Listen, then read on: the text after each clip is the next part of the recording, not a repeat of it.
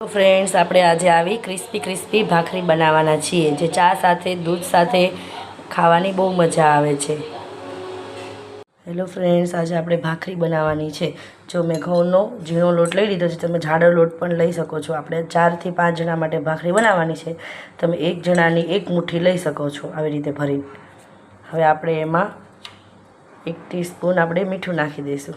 તમારે જેટલી ખારી કે મોળી કરવી હોય એ ટાઈપની મીઠું નાખવાનું છે। 3 થી 4 ટેબલસ્પૂન આપણે તેલ નાખી દઈશું। તમે આમાં ઘી પણ એડ કરી શકો છો તેલની સાથે। હવે આપણે આને બધું મિક્સ કરી દેવાનું છે।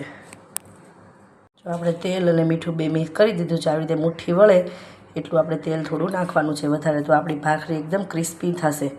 હવે આપણે થોડું પાણી એડ કરી અને આપણે ભાખરીનો લોટ બાંધવાનો છે।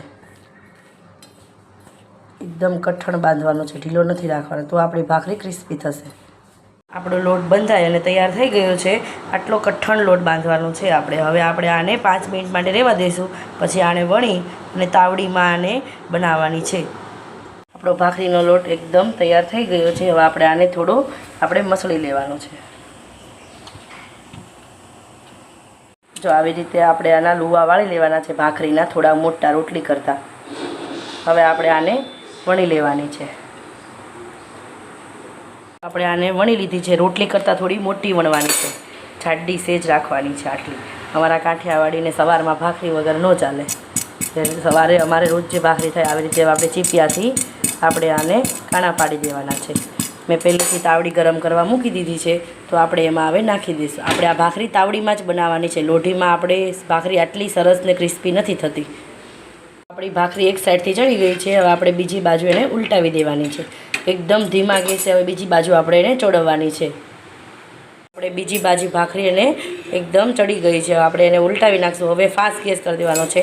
આપણે ગેસ ઉપર ભાખરી નથી ચોડવાની, આપણે તાવડીમાં જ ભાખરી રાખવાની છે, પછી આમ દબાઈ દેવાની છે।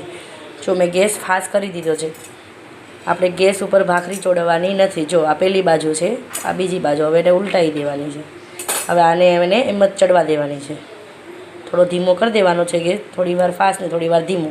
આપણી ભાખરી એકદમ ચડી ગઈ છે, આપણે ગેસ ઉપર એને નથી રાખવાની, આપણે એને એમ જ આગળ જો તો ક્રિસ્પી ભાખરી થશે એકદમ। હવે આપણે બીજી ભાખરી નાખી દઈશું। જો હવે એને પાછા કાણા પાડવાના છે।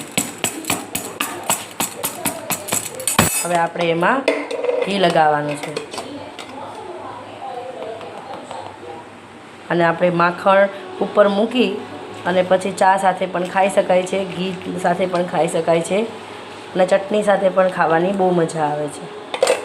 આ ભાખરી પાઉંભાજીની ભાજી સાથે પણ બહુ સરસ લાગે છે। આપણી ભાખરી રેડી થઈ ગઈ છે।